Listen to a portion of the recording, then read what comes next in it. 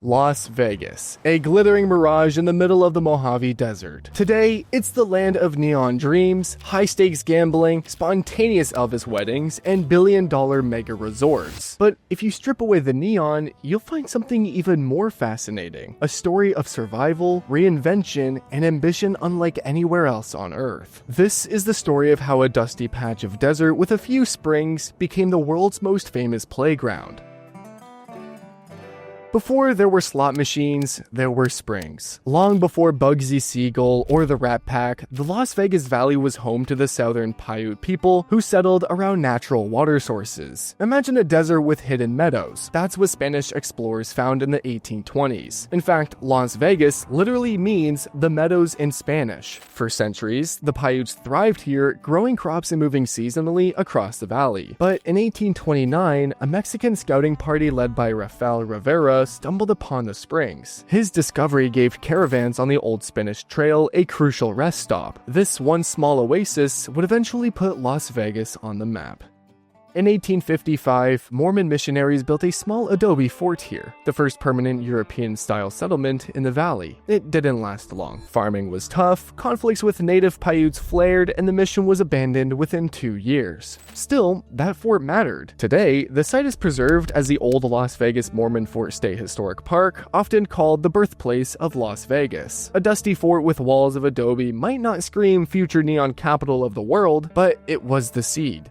Las Vegas really began to take shape thanks to the railroad. In 1905, the San Pedro, Las Vegas, and Salt Lake Railroad auctioned off 110 acres of land right by the tracks. Overnight, a town was born. It wasn't glamorous. Picture a dusty main street with saloons, general stores, and workers' tents. But Vegas had two things going for it. It was a convenient railroad stop, and it had water. In the middle of the Mojave Desert, that made all the difference.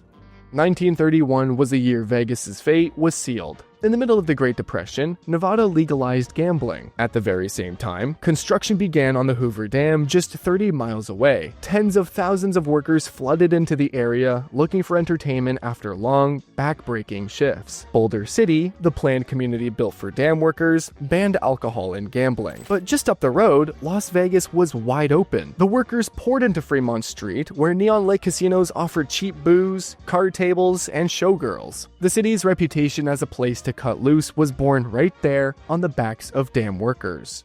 In 1941, El Rancho Vegas opened on a dusty stretch of Highway 91, today's Las Vegas Boulevard, aka The Strip. It offered more than just gambling. A full resort with 63 rooms, a steakhouse, and big-name entertainment. Suddenly, Vegas wasn't just about card tables, it was about the whole experience. But the real turning point came in 1946 when Bugsy Siegel, a mobster with Hollywood connections, opened the Flamingo. It was glamorous, expensive, and, at first, a disaster. Siegel was assassinated in 1947, but the idea stuck. Mob families from Chicago, New York, and Cleveland realized Las Vegas could be their golden goose. They funneled money from Teamsters Union pension funds into building casinos, then skimmed profits off the top. The mob era created legendary casinos like the Sands, the Sahara, and the Stardust. It was corruption and glitz rolled into one. And while senators in Washington investigated organized crime, hello, Kefauver Committee, tourists kept coming.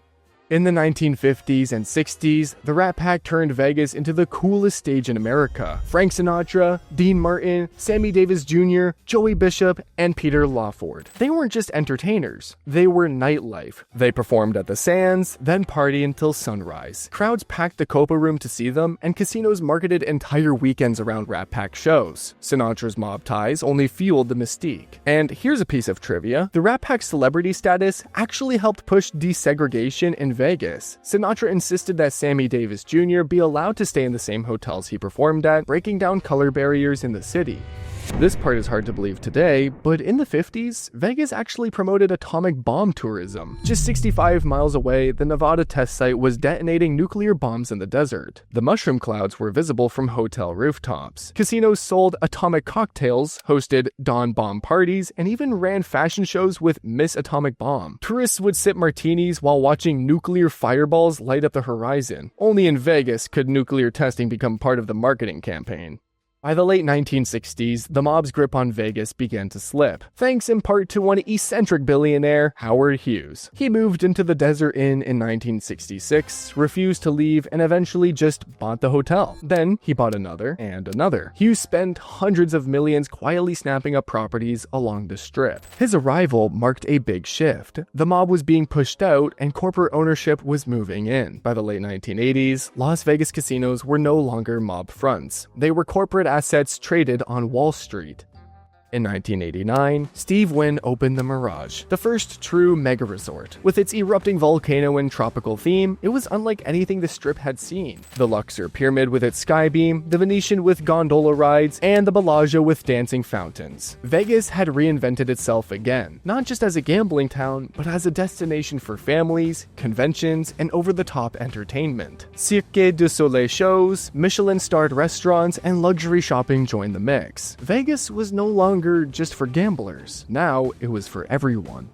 Today, Las Vegas is more than casinos. In 2017, the Golden Knights brought NHL hockey to town and stunned the world by reaching the Stanley Cup final in their first season. In 2023, they won it all. The Raiders moved from Oakland in 2020, making Allegiant Stadium a new landmark. The WNBA's Las Vegas Aces brought back-to-back championship in 2022 and 2023. Entertainment also leveled up. In 2023, the MSG Sphere opened, an 18,600-seat spherical arena with the world's largest LED screen. And Formula One returned to Vegas with cars racing down the Strip under neon lights. But beneath the glitz, Vegas faces real challenges. Lake Mead, its main water source, has been shrinking for decades. The city has pioneered water recycling and conservation. Even the Bellagio fountains run on gray water. But climate change is a looming threat. And yet, somehow, Vegas always finds a way to reinvent itself. The same grit that turned a desert spring into a neon empire might be what carries it into the future.